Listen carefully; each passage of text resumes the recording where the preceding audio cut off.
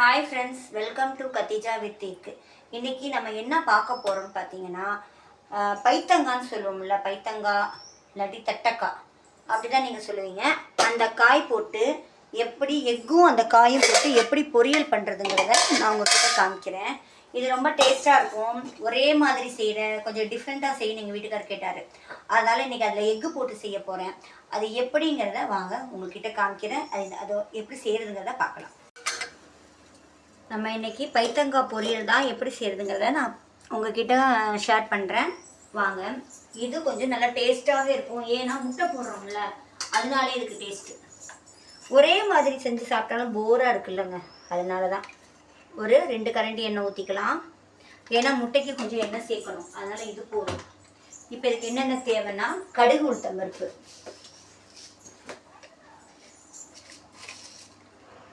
கடுகு உளுத்தம் பருப்பு போட்டுப்போம். நம்மளும் கொஞ்சம் டிஃப்ரெண்ட்டாக சாப்பிடணும். ஒரே மாதிரி சாப்பிட்டா போரிங்காக இருக்கும், பிள்ளைங்களுக்கும் வெறுப்பாக இருக்கும். என்ன இப்படியே கொடுக்குறாங்க பொழுதுன்னைக்கும் அப்படின்னு வேண்டாம்னு தான் ஓடுங்க. அதுக்கு தான் இந்த ட்ரிப் என்ன பண்ணிட்டேன், சரி எங்கள் வீட்டுக்காரரும் சொன்னார், இது வேறு மாதிரி கொஞ்சம் டிஃப்ரெண்ட்டாக செய்றியாப்பா அப்படின்னாரு. ஓகே, இப்படி செஞ்சு பார்ப்போமே அப்படின்ட்டு இன்றைக்கி எக்கு போட்டு தான் செய்கிறேன். வாங்க எப்படி செய்யலான்னு பார்க்கலாம். கடுகு போட்டாச்சு, கொஞ்சமாக சோம்பு போட்டுக்கோங்க, ரொம்பலாம் எதுவும் போடாதீங்க. இதுக்கு நான் என்ன பண்ணியிருக்கேன்னா, சின்ன வெங்காயமும் கட் பண்ணி வச்சுருக்கேன், பெரிய வெங்காயமும் கொஞ்சம் கட் பண்ணி வச்சுருக்கேன். அப்போ தான் டேஸ்ட்டு வருங்க. கருவேப்பிலை, அப்புறம் சின்ன வெங்காயம்,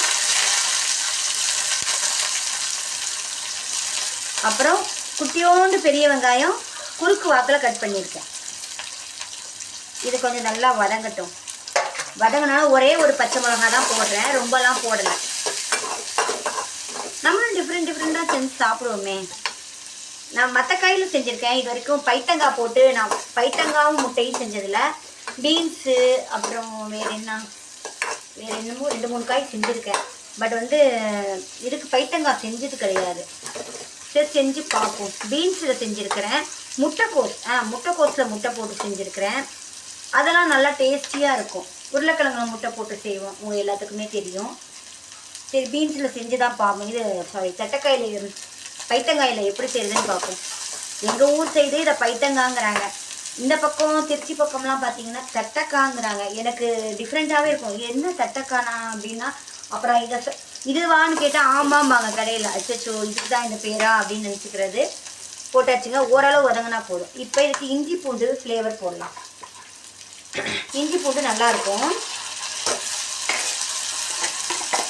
பொதுவாகவே இஞ்சி பூண்டு வந்துருச்சுனாலே குழந்தைங்க நல்லா சாப்பிட்டுங்க. அது எல்லாத்துக்குமே தெரியும்.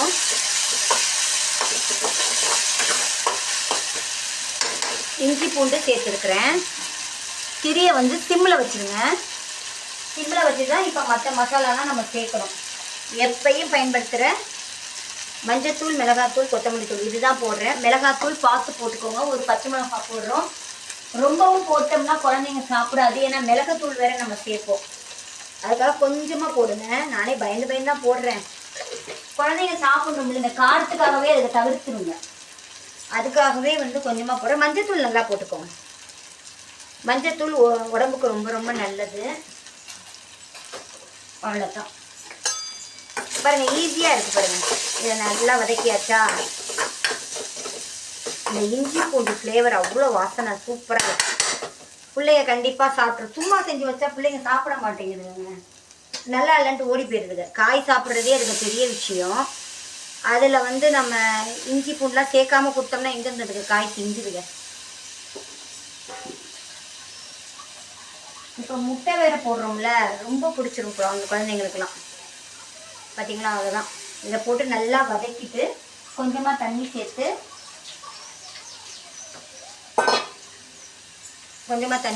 இப்போ திரியை ஏற்றி வச்சுக்கோங்க. அவ்வளோதான் பாருங்க.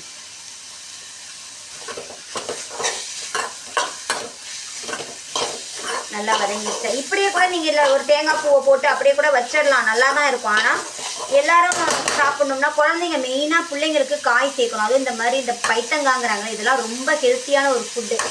இது இந்த பிள்ளைங்க சாப்பிட மாட்டேங்குதுங்க. இப்போ தண்ணி சேர்த்து நல்லா வேகட்டும்.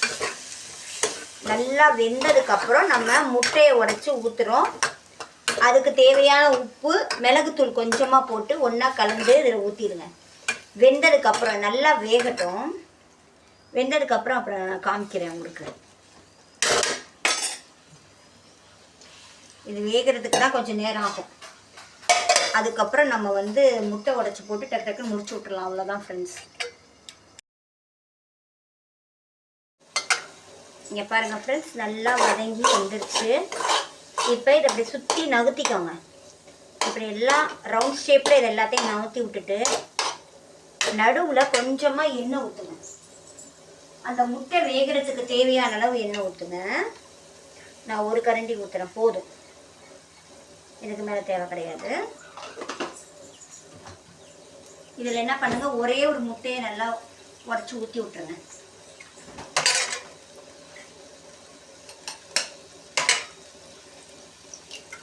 ஊற்றியாச்சு.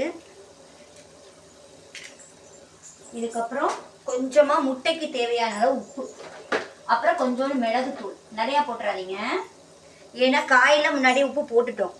அதனால் கொஞ்சமாக இதுக்கு உப்பு, அப்புறம் கொஞ்சோண்டு மிளகுத்தூள் போட்டுட்டு அதுக்குள்ளேயே கொஞ்சம் நல்லா கிண்டுங்க. எனக்கு வந்து முட்டை கொஞ்சம் அப்படியே பெருசாக இருக்கிற மாதிரி இருக்கணும், அப்போ தான் ரொம்ப பிடிக்கும்.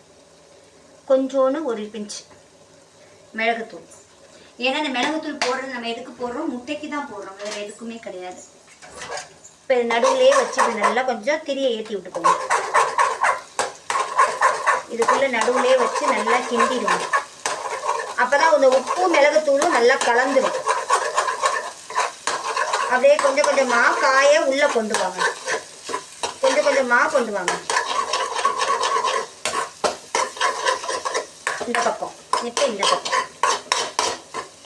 இப்போ இந்த பக்கம். அவ்வளோதான். இப்போ நல்லா வதக்கிடுங்க. கொஞ்சம் டிஃப்ரெண்ட்டாக செஞ்சு சாப்பிட்டு பார்ப்போமே இது எப்படி இருக்குன்னு. உங்களுக்கு நல்லா நீங்கள் காரம் சாப்பிடக்கூடியவங்களாக இருந்தால் மிளகாத்தூள் கொஞ்சம் கூட போட்டுக்கோங்க. நான் பாப்பாக்காக கொஞ்சம் கம்மி போட்டுட்டேன். இதுக்கே இது காரங்கும். பாப்பா வந்து சாப்பிட மாட்டா அவ்வளோவா, அவங்க விரும்ப மாட்டாங்க அந்த பாப்பா. இனிப்பு கொடுத்தா நல்லா சாப்பிடுது, காரம்னா ஓடுது. அப்படியே சிம்மில் வச்சுருங்க, ஏன்னா நமக்கு சுற்றி இப்படி செய்யும் போது கொஞ்சம் அடி பிடிக்க ஆரம்பிச்சிடும். எக்கு போட்டிருக்கோம்ல அதனால். அவ்வளோதான். முட்டை கொஞ்சம் பெருசாகவே இருக்கும். எனக்கு பெருசாக இருந்தால் தான் பிடிக்கும். சில பேர் ரொம்ப அப்படியே பொடி பொடியாக இருக்கணும்னு லைக் பண்ணுவாங்க. அப்படி உள்ளவங்க நல்லா கிண்டி விட்டுக்கோங்க. நல்லா வாசனையாக தாங்க இருக்குது. சாப்பிட்டு பார்ப்போம். சாப்பிட்டு பார்த்து உங்களுக்கு நான் சொல்கிறேன் எப்படி. இது சாம்பார் சாதத்துக்கு நல்லாயிருக்கும். எனக்கு எங்கள் வீட்டில் முருங்கைக்காய் உருளைக்கிழங்கு சாம்பார் தான், அதே சூப்பராக இருக்கும். உருளைக்கிழங்கு முருங்கைக்காய் போட்டு சாம்பார் வச்சு பாருங்களேன், அது தனி டேஸ்ட்டு. என்ன தான் நீங்கள் காய் போட்டு வச்சாலும் இந்த முருங்கைக்காய் உருளைக்கிழங்கு போட்டு சாம்பார் வைக்கிறோம் பாருங்கள், அது ரொம்ப டேஸ்ட்டாக இருக்கும். ஓகேங்களா. ஃபைனலாக கொத்தமல்லி தழை போட்டுருவோம், கொஞ்சமாக போடுங்க. இது ஏன்னா பொரியல், முட்டையும் காயும் போட்டு பொரியல் பண்ணுறதுனால ரொம்பலாம் போட வேண்டாம், கொஞ்சமாக போடுங்க. அவ்வளோதான், ஃபினிஷ். இன்னைக்கு சாம்பார் சாதத்துக்கு எங்களுக்கு இதான் தொட்டுக்க.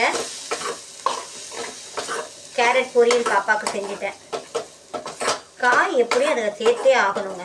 அதனால் வந்து ஏதாவது ஒரு வகையில் அதுக்கு காயை சாப்பாட்டில் கொண்டு வந்துடணும் நம்ம. அவ்வளோதான் ஃப்ரெண்ட்ஸ், சூப்பராக, வாசனை சூப்பராக இருக்குது. நான் சாப்பிட்டு பார்த்துட்டு உங்ககிட்ட சொல்கிறேன். சிம்மில் வச்சுட்டேன், ஏன்னா அடி பிடிச்சிரும். ஓகே. சூப்பராக இருக்குங்க. உப்பு கொஞ்சம் பத்தாத மாதிரி இருக்குது, நான் உப்பு போட்டுக்கிறேன். கொஞ்சம் உப்பு பத்தலை.